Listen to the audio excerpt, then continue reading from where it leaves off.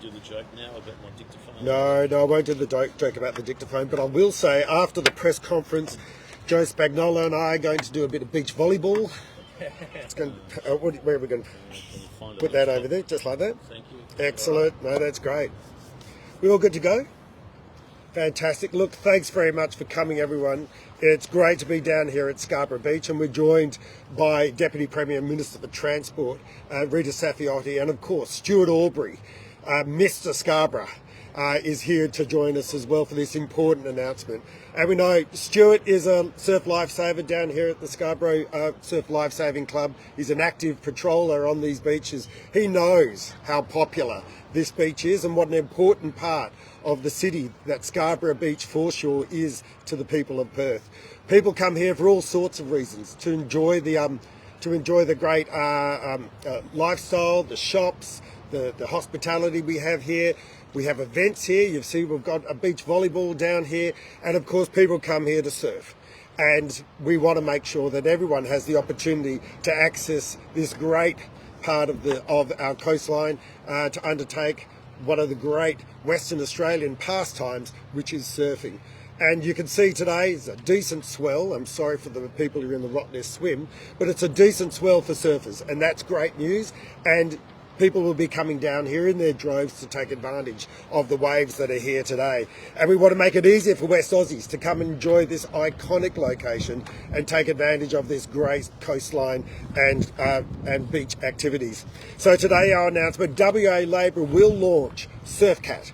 SurfCat is a new free cat bus service running from Stirling train station to Scarborough Beach. It's a great opportunity for people to be able to access this beachfront in a much more affordable rate, well, free of charge between Stirling train station and Scarborough Beach, and of course be able to take their board on board to get down here to enjoy the surf. The services will run every 10 minutes during peak periods, and passengers will arrive in just 15 minutes once they board that bus at the Stirling train station. The route will run from Stirling Station down Ellen Stirling Boulevard onto Scarborough Beach Road and direct to Scarborough Beach. It'll be quick, it'll be free, and it'll be convenient. And it's a great way for people and beachgoers to get to the beach. Best of all, it will have surf racks installed on the buses, so they'll be specifically kitted out to make sure that they can accommodate everyone who wants to bring their board down here to enjoy the surf. This is a $14.2 million commitment, which covers both the operational costs, but also for the additional space that we'll need at Scarborough Beach bus station. We'll have more seating and shade, as well as improvements to West Coast Highway and Scarborough Beach Road intersection bus lanes to make sure that the bus can move through that busy intersection as quickly as possible. Scarborough is one of Australia's most iconic beaches. It was recently listed in Tourism Australia's amongst its top 10 beaches. Well, we think that's doing it a bit silly and a bit short. Surely it was a bit higher than number 10. But it's great to see that it's been recognised for the iconic tourist location that it is. And the new high-frequency SurfCat will make it quicker and easier for everyone to come down here to Scarborough Beach, but most importantly of all, that grommets can get on the bus at Stirling Station, put their boards on the bus and come down here and enjoy the surf. So under WA Labor, you'll be able to grab your surfboard and board the SurfCat for a free and easy and convenient quick trip down here to Scarborough Beach. Not only is this a great public transport initiative, it's a great cost of living initiative as well. So it will mean people will be able to move along Scarborough Beach Road down here to Scarborough Beach with added convenience and free of charge. And now I'll hand you over to Transport Minister Rita Saffioti. Thank you very much, Premier. As the Premier outlined, WA Labor is launching the SurfCat.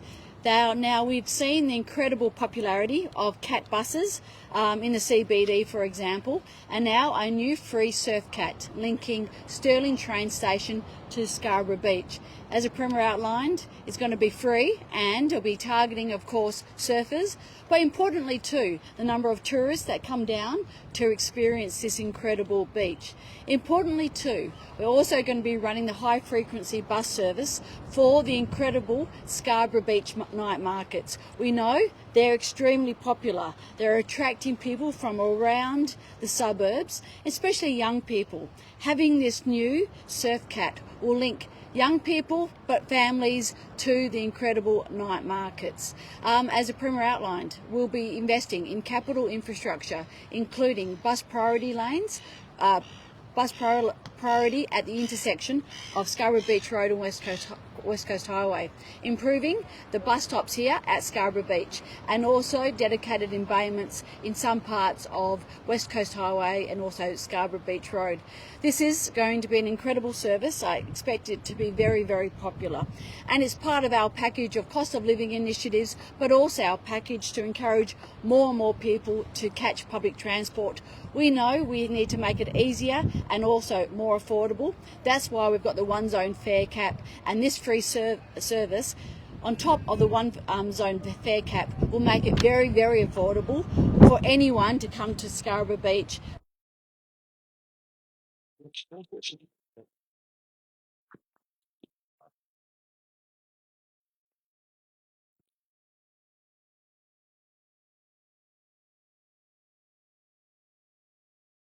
Of the state. Any questions about surf cats or other issues? Start running. Pardon? What time will the bus start? They'll start early, before around 5 o'clock in the morning. Other than affordability costs, what actually started this? Do you have feedback from the area on suburbs? Well, a couple of things. First of all, we know that this is a very popular beach, and working with the local council, all of these incredible improvements, whether it be the new hospitality, the swimming pool, also this beautiful amphitheatre, and more Scarborough Beach is becoming a base for major events, and also these Scarborough markets. So we know parking has been an issue, and it's been raised by Stuart in particular, and feedback from Stuart is, what else can we do to get more people here easier? So we know parking has been an issue, and we believe having this dedicated service connected to our train line will make it much easier for people to catch public transport. And also young people, I'm going to say this, there's a lot of young people that come to the Scarborough markets or come to enjoy these facilities. And we know young people like catching public transport. Make it easier, make it very affordable. Having that dedicated surf cat attached to the Stirling train station means people from across the network now, whether you're in Ellenbrook, whether you're from Yanchep, and soon from Byford, you'll be able to catch the train for $1, for the maximum $2.80, and then of course catch the surf cat. So this is about making sure we address some of the parking issues, but also making it easier for families and young people to access this beautiful beach. Do you like catching a few waves, Mister? Is this kind of your thing? I'm not a surfer, in case anyone would have. You're not. But you know what? I used to play beach volleyball. And that may Did you? surprise Like down people. in Scarborough? Yeah, I used to play down here. On Sunday, I used to be a bit competitive on beach volleyball, but that's another story for another day. I wanted to ask a question about Scarborough, the seat itself. I don't know if the Premier wants to take that, or I'll leave those sort of issues to the Premier, but I'll just talk about costings for a little bit. Yeah, that would be great. So this is costed at $14.2 million. As I said, that's both the operational cost over the forward estimates and the capital. I just want to reflect on what's been happening over the past 48 hours. And that is that the National Party has now agreed to use Treasury to cost its commitments. So we've got the National Party using Treasury, and now just a few days, I think 48 hours from when polls open, and the Liberal Party still haven't told us, one, how much their commitments cost, and two, who they're using to verify their costings. They're trying to hide who they're using to use their costings. I think they're embarrassed about their costing process. I think they don't know how many commitments they've made, and I think they have no idea who's going to cost their commitments and verify their costings. Let's make it clear. Just 2 days before polling starts, and the Liberal Party have not been able to tell us what has been their cost of their commitments so far and who they're using for their costings.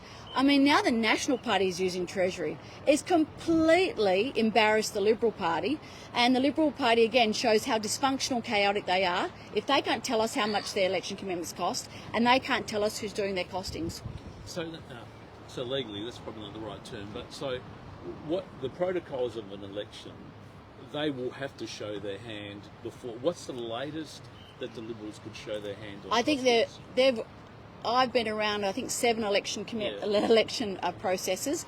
I recall once they left it to the day before the polls opened formally, but that was before we had formal pre-poll. And I'll say this: pre-polls changed everything, and we're seeing, for example, launches being earlier because you have to have a launch before you go to the polls. So pre-polls starting on Monday. Last election, over 50% of people voted early before the official polling date of 8th of March. So there's a likely scenario where people will be voting and they wouldn't have said 2 things: how much their elections cost and who's doing their costings. Now, as I said, I've been around seven elections in relation to this costing issue. When Labor chose Treasury sometimes and chose other independent verifiers another time, and we had to announce who was doing our costings very early, the first week of February. Now they're just refusing to announce. We've got the opposition treasurer, as I said, commentating from the sidelines. I mean, he's the opposition treasurer. He can't tell us how much his election commitments cost, and he can't tell us who's doing the costing. And then he's saying we're spending too much. Well, he's spent billions more than our commitments are worth, and also he's refusing to tell us who's doing the costing. So, Rita, what are your estimates? So, Labor's Act, what have you costed So what we've got verified by Treasury is 2.4 billion over the forward estimates.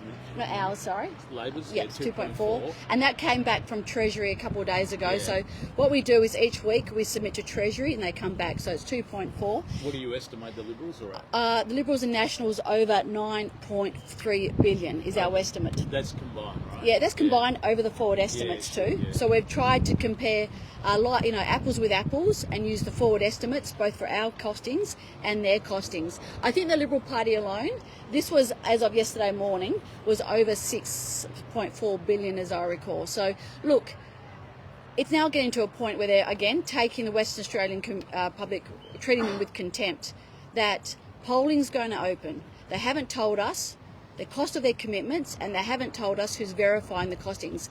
As I said, when we're in opposition, we were hounded every day. Who's doing your costings? Who's doing your costings? What does $9.3 billion do to the budget? Well, if that's accurate, what is that? Well, it blows debt. It blows net debt, and they're likely to run deficits. I mean, that's what will happen if the Liberal National Party get into power. They wrecked the finances last time. Let's face it, they wrecked the finances last time, and it's obviously they don't care about the finances, because if they did, they would have told us who's verifying their costings and actually gone out and give us a proper analysis. They've treated the West Australian public with contempt. As I said, I've been through 7 election commitments in this process. What they will do is, I reckon, one day before the election or a couple of days, issue a 2-page statement saying these numbers add up. That's what they'll do. And they will try and get through this and trying to avoid all accountability and transparency. The other point, to help fund those commitments, there'll be cuts under a Liberal National government. So again, they're refusing to outline what they're cutting, what services they'll be cutting, what they'll be privatising, and what services will be contracted out. So Treasury will they come up? They'll be able to say what your costings are. Yeah, so they already are. So what we do is each week we submit our range of costings, and then they publish on the website. Okay. And so we've done 2 rounds, we've done 2 tranches, and then we've got 2 more to go. Now the National Party has said they're submitting next week, so they'll submit their costings, and then Treasury will independently verify and announce their cost on the website. So they won't be doing the Libs unless they're asked to do. Yeah, only the Liberal Party can ask Treasury to undertake their costings. So you're at 2.6 right now. 2.4, as in the last time Treasury confirmed the costings. Yeah. How much do you expect that to increase? Oh, we won't outline that. But look, what we've been trying to do is make sure the public have very good information in relation to our costings. And so we announce the costs in each media statement. And then, of course, we also get Treasury. And Treasury independently puts it up and shows the impact over the forward estimates. They'll be out in the northern suburbs this morning. And regional housing announcements, exact details obviously not out just yet, and as well as some work to regional roads out in Gingin. Do you have any advice for regional roads out there in Gingin are struggling? Well, we've spent a record amount and have a record amount budgeted for regional roads. We know that we have to continually support our regional road spending. But in relation to the issue of regional roads, I'll just say one thing. Our commitment to bring back freight rail into government hands will support regional roads into the future. We know the Liberal National Party decision back in the year 2000 to privatise regional rail freight, to basically sell off those rail lines, has impacted regional roads. We've got more and more trucks using roads. They should be on rail. We should be putting more freight on rail. That's the only long-term sustainable solution. We'll continue to heavily invest into roads, but I've got to say, more freight on rail will really support road safety, road maintenance, and allow West Australian residents to be able to drive on our roads without the conflict with freight all the time. In relation to regional housing, I'll say this: we've got a suite of initiatives, whether it be government housing, whether it be social housing, whether it be supporting Key Start targeting regional WA, whether it be first home buyer stamp duty cuts, again with more concessions for regional WA. But we're also working on that workforce. I saw it the other night when the Liberal Party was asked, how about the workforce? How are you supporting more tradies? There was crickets. There was nothing. They're doing nothing about the workforce, and when they were in government, they increased TAFE fees by 500%. And with that priority bus lane, going back to Yeah, sorry. is that already in place, or will there have to be some work there to give that? It's a priority lane at the intersection, so it's going to be priority at the intersection. So it's not a full bus priority lane, but at the intersection, the buses will be given priority. Similar to the works we've done along Shepparton Road for when we did the closure of the Armidale line, we went in and at key intersections we created a new lane that allowed buses to jump the queue. So we'll be working on that. So that's about, I think all up the capital improvements of 4.3 million. And then when do we expect this to be fully running? By next summer. So we're looking at, in particular, before the night markets open and before summer kicks in, that this will commence. So this will commence, we're 2025, so yeah, by the next summer. What time will the last bus service run? Well, we'll work on that, but in particular for the night markets, we really want to make sure we can cater for the night markets. As I said, the feedback that I get from Stuart and I haven't been able to get down that much, but it's very full. It's one of those places to be on a Thursday night. I know my 15-year-old, pardon? I was there on Thursday. Yeah. Yeah, my 15-year-old comes with her friends like every other 15-year-old across the suburbs. So we'll be working to make sure we can tailor it, in particular for the night markets, because I just think this is the best way families can get their young kids here and families can get here without having to battle the parking issues, but also congestion. So this will hopefully decongest the area and make it much easier for people to travel. And just a very quick one on MetroNet from me. You've opened up Allenbrook, you've done the Yanship extension. There's two other big ones, isn't there, to come? There's the level crossing, there's a Thornley-Coburn link where we ran the test train. There's level crossing removal, so elevated rail through Beckenham, Cannington and Victoria Park. There's a Byford extension and then the Midland train station. They're probably the big four that are left to open. Yeah, when do you expect those? Well, we've got targeting all the Armidale line works for the middle of this year. We're working towards that, and Midland by the end of this year. Yeah. Great, thanks very much. Can I just ask you? Any other questions? Yeah. Yeah, I just wanted to ask Premier, just while we're here standing in Scarborough on a windy morning on a Saturday, is this a sign of how tight Scarborough is going to be? I mean, there's a swag of seats that we in the media kind of are speculating could kind of go either way, Sure. if you like, right? So the question is, do you expect Scarborough to be tight? Where's it at? And obviously today's announcement is a bit of a sweetener for voters, isn't it? Well, what we are focused on is making sure that the people of Western Australia know that we have a plan and we have policies. We have a plan to keep the state's economy the strongest in the nation. We have a plan to continue to grow housing, more cost of living relief, great investment in our world-class healthcare system, and continue to create great WA jobs. And every seat, we are contesting every seat to make sure that every post is a winner. So down here at Scarborough, we've got an amazing local member. Stuart Aubrey has been working so closely with this community over the 4 years that he's been a member for Parliament. He deserves to get re-elected. If it's based on good, honest, hard work, Stuart Aubrey deserves to get re-elected. But obviously we're looking at policies which speak to our values. Great, affordable, reliable public transport, ability for people to move around a connected city to enjoy the incredible lifestyle that we have here. And so the SurfCat is obviously part and parcel of what Labor governments do. We invest in public transport, we make this a better place to live. So do you expect it to be a tight race? I think every electorate's a tight race. We know that every election is a contest between ideas, between WA Labor that has a plan for the state to keep our economy the strongest in the nation, or the other mob, the Liberals, who are dysfunctional and chaotic and don't have a plan. Don't risk your vote on the Liberals, because if you do, you're risking our economy. You're risking the great cost of living measures that we have in place, which they've opposed on pretty much every occasion. You're risking more housing because our policies in housing are starting to work. And of course, only WA Labor will create the investment in the healthcare system to make sure it remains world class. You've got both of your campaign launches tomorrow, Labor and the Liberals. Would you like to have the Prime Minister there? Oh look, this is a state election, so obviously we want the opportunity to be able to talk about the state party, that is WA Labor's plan for the state.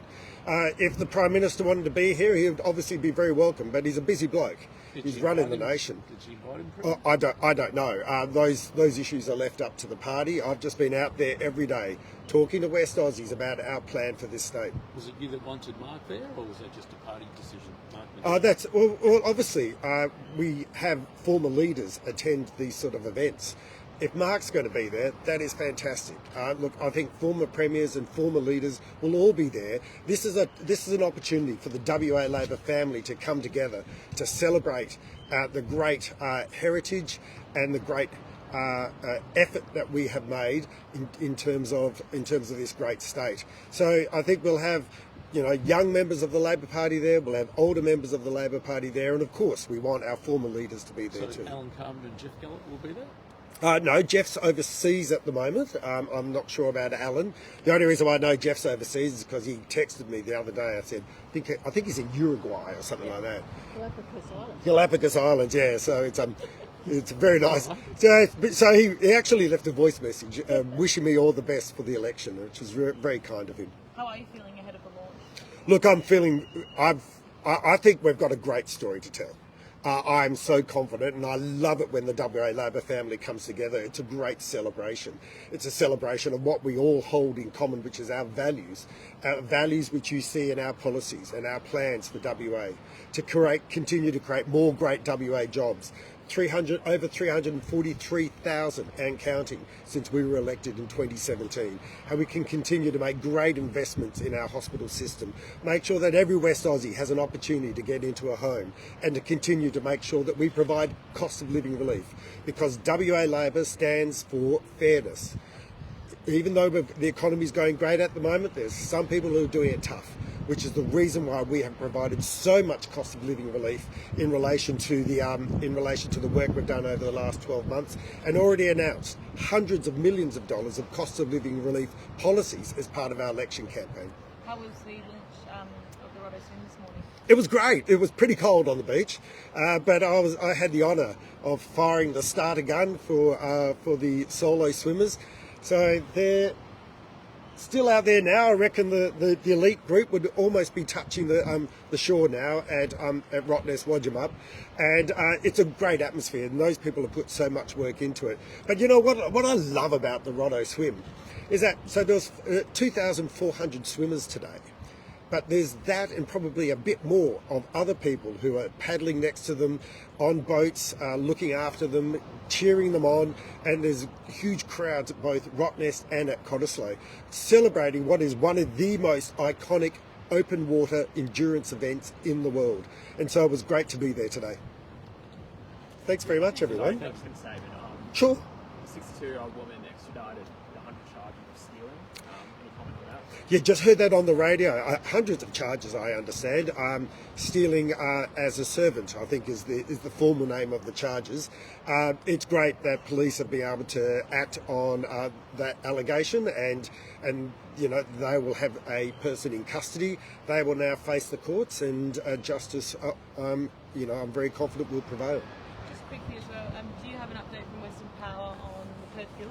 Yeah, I do. Sorry, I should have mentioned that earlier. Thanks for that. So at the moment we have 933 customers waiting to be reconnected from a peak of just over 12,000 on Wednesday night when the storms hit. They'll be connected today with the exception of some very isolated customers on specific spur lines, but Western Power is working with those customers to make sure that they get all the support they need during this period. But mercifully, almost all customers will be reconnected by the end of today. I can also announce that Premier payments have been activated for the damage to homes in the area. We're distributing 10 lots of payments to homeowners, four lots of $4,000, that is for people with significant damage, and 6 lots of $2,000.